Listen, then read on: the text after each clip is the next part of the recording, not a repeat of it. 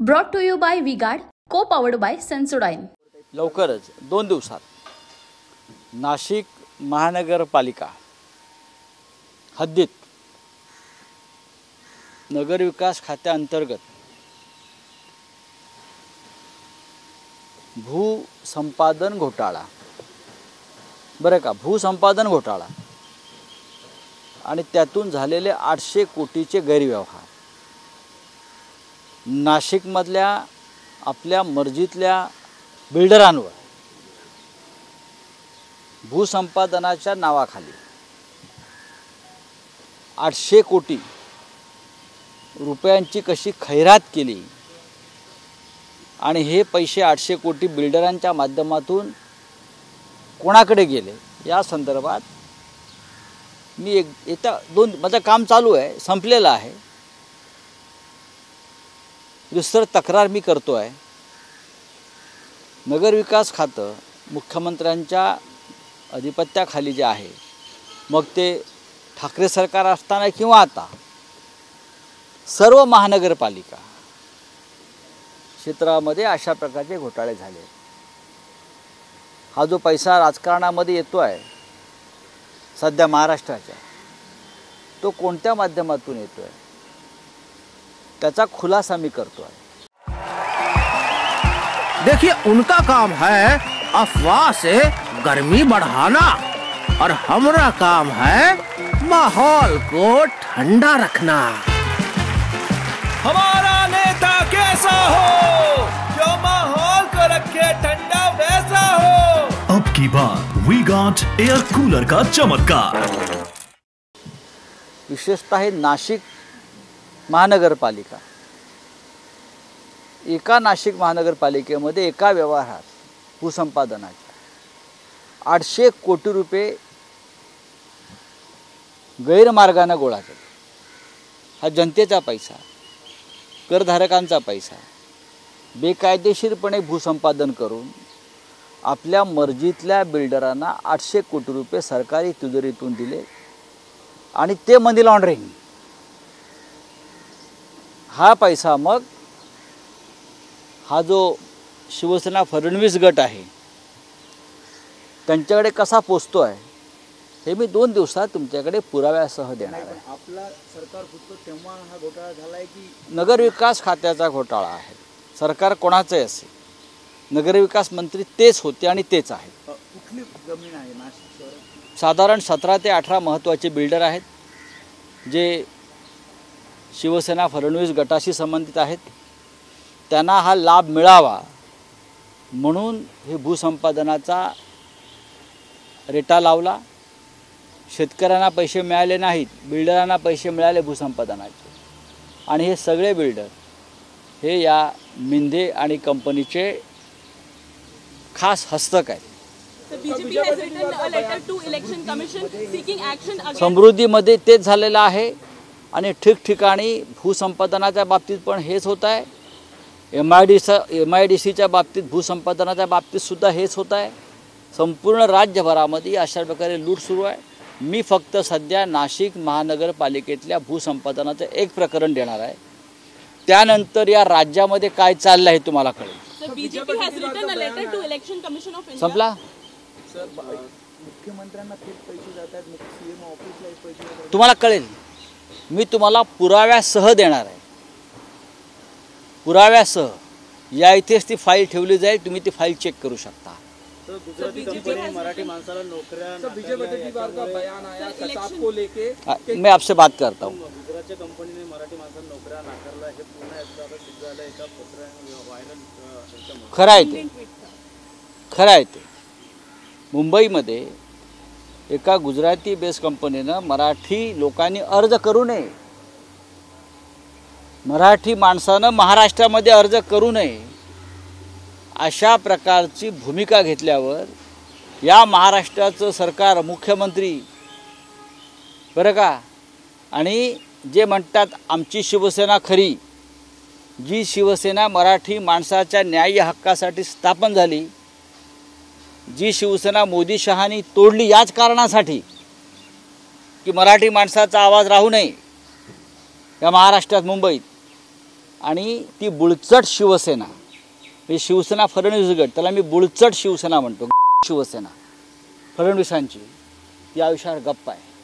हिम्मत असेल तर आवाज द्या, तर आम्ही बघतो काय करायचं ते. कालसुद्धा घाटकोपरमधल्या एका सोसायटीमध्ये जिथे बहुसंख्य गुजराती राहतात, शिवसैनिकांना येण्यापासून रोखलं मराठी आहेत म्हणून. बुळचट शिवसेना काय करते? ही जी गांडू आहेत ना, हे शिवसेना फडणवीस गट ही गांडूंची सेना आहे. काय करते हा प्रश्न आमच्यासमोर. मशाल चिन्ह गुजरात्यांपर्यंत पोहोचणं म्हणजे कुठेतरी गुजराती मशाल चिन्हाला नाकार देतात का, विरोध करतात का? प्रश्न तो नाही, प्रश्न मराठी माणसाच्या विरुद्ध चाललेले षडयंत्र आणि कारस्थान. पोलीस बंदोबस्तात पॅम्पलेट वाटावी लागतात मराठी उमेदवारांना. हे पहा, हे जी बुळचट सेना आहे ना फडणवीसांची, शिवसेनेची, त्यांना आव्हान आहे. आम्ही बघू काय करायचं ते.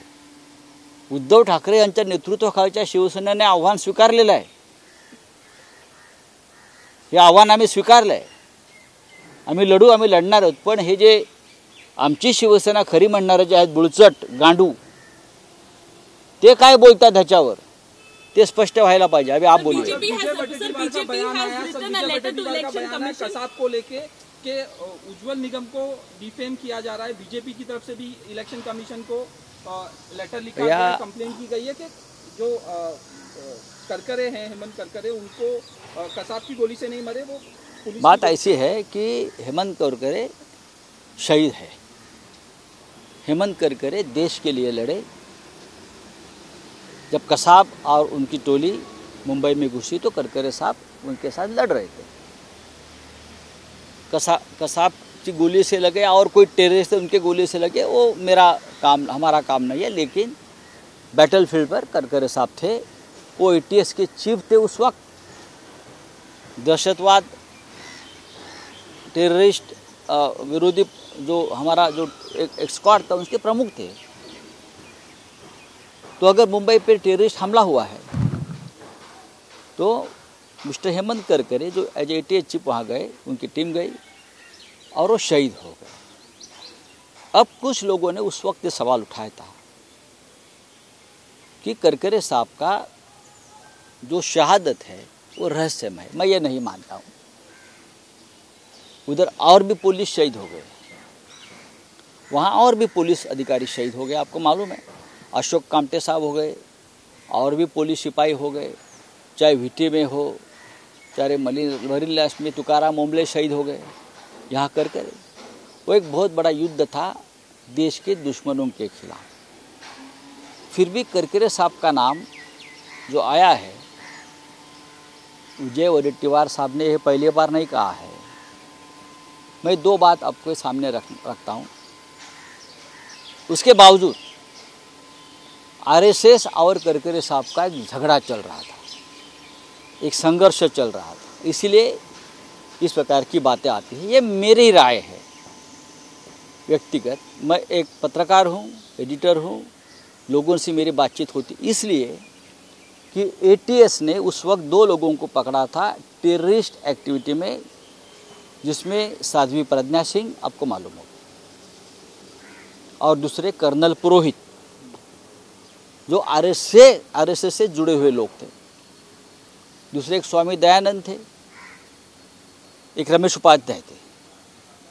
मेरी याद अभी भी वो है. मैं उस केस में उस वक्त स्टडी कर रहा था. मेरे पास बहुत से लोग आते थे, खास करके RSS के लोग आते थे कि ये गलत तरीके से करकरे साहब ने एक्शन लिया है.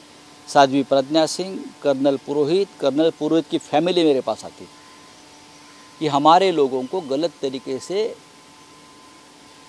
मिस्टर करकरे ने फंसाया है, और RSS का और उनका एक अंदरूनी संघर्ष चल रहा था. उसकी वजह से मुझे लगता है ये थ्योरी सामने आई है. दूसरी बात, विजय वडेट्टीवार का नाम आप क्यों लेते हो? हु किल्ड करकरे, ये एक किताब आपने पढ़ी होगी जिससे मेरा कोई संबंध नहीं. हु किल्ड करकरे किताब किसने लिखी है? जो हसन मुशर्रफ जो बीजेपी के साथ है, उनके भाई ने लिखी है. ऐसे मुशर्रफ जो उस वक्त IG थे, और वो हसन मुशर्रफ साहब आज बीजेपी के साथ है. तो आप सवाल मुश्रिफ साहब से पूछिए ना, आपके भाई ने किताब क्यों लिखी, आपका क्या संबंध है उससे। और उसमें भी यही थ्योरी है, थ्योरी यही है, इसलिए कि करकरे ने कर्नल पुरोहित जो आरएसएस के चहेते रहे हमेशा, साध्वी प्रज्ञा सिंह ठाकुर, उनके ऊपर आरोप था करकरे के ऊपर, उनको टॉर्चर कर रहे हैं। एक शंकराचार्य थे, कोई दयानंद स्वामी, रमेश उपाध्याय, ऐसे बहुत से लोगों को अरेस्ट किया था और वो आरएसएस और विश्व हिंदू परिषद के साथ जुड़े हुए थे। इसीलिए आरएसएस की तरफ से ये बार बार ये थ्योरी सामने आई है, लेकिन मैं उसके ऊपर विश्वास नहीं रखता हूँ। वहाँ टेररिस्ट अटैक हो गया और उसमें उनको शहादत हो गई। उज्जवल निगम की वजह से ये सब नाम आया, मुझे मालूम नहीं, क्या कहना चाहते हैं? मैं बात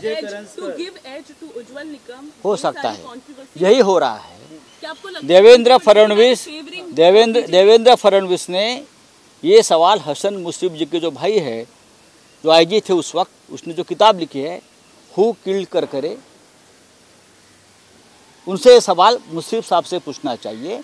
और उस वक्त के आरएसएस के जो कार्यकर्ता थे जो करकरे जी के खिलाफ लगे थे उस वक्त, कर्नल पुरोहित के बारे में, साध्वी प्रज्ञा सिंह, मेजर रमेश उपाध्याय, तो ये बहुत बड़ी स्टोरी है। लेकिन हेमंत करकरे देश के लिए शहीद हुए। सर, विजय वडेट्टीवार ये समय पे इलेक्शंस के मुझे समय पे मालूम, ऐसे स्टेटमेंट छोड़ दिया। बीजेपी को इसके लिए एक कंपनी ने प्रॉपर मेल किया, लेटर आया है सामने, वायरल हुआ, क्या कहना चाहते हैं? यहाँ महाराष्ट्र में एक गुजरात की कंपनी आती है और बोलती है हमारे कंपनी में मराठी लोग नौकरी के लिए, रोज़गार के लिए अप्लाई नहीं कर सकते। ये हिम्मत कैसी होती है? अगर हम गुजरात में गए और कहे कि गुजरात के लोगों ने अप्लाई नहीं करना चाहिए, ये क्या न्याय है? ये कौन सा कानून है? शिवसेना यहाँ अब तक है, शिवसेना फडणवीस ग्रुप जो शिंदे वाली है, मैं उनसे जानना चाहता हूँ।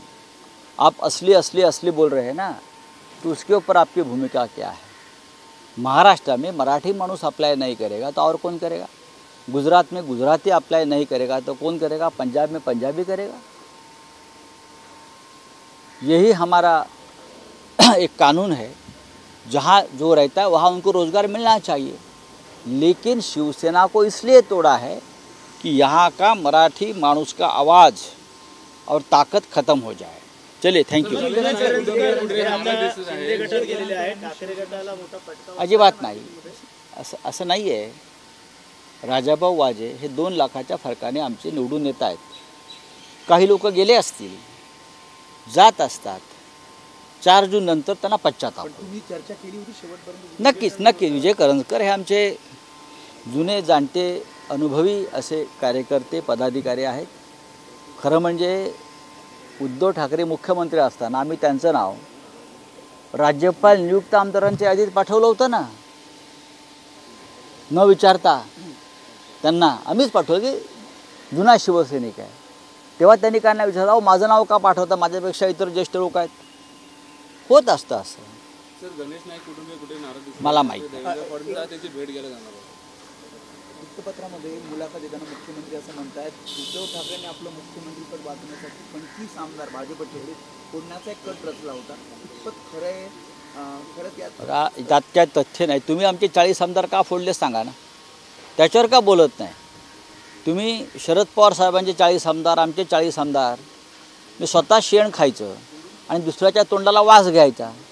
फडणवीस साहेबांचं साधारण हे धोरण दिसतं आहे, स्वतः शेण खायचं, शेणात तोंड बुडवायचं आणि दुसऱ्याच्या तोंडाला वास घ्यायचा, हे त्यांचं धोरण आहे। Thank you. Brought to you by V Guard, co powered by Sensodyne.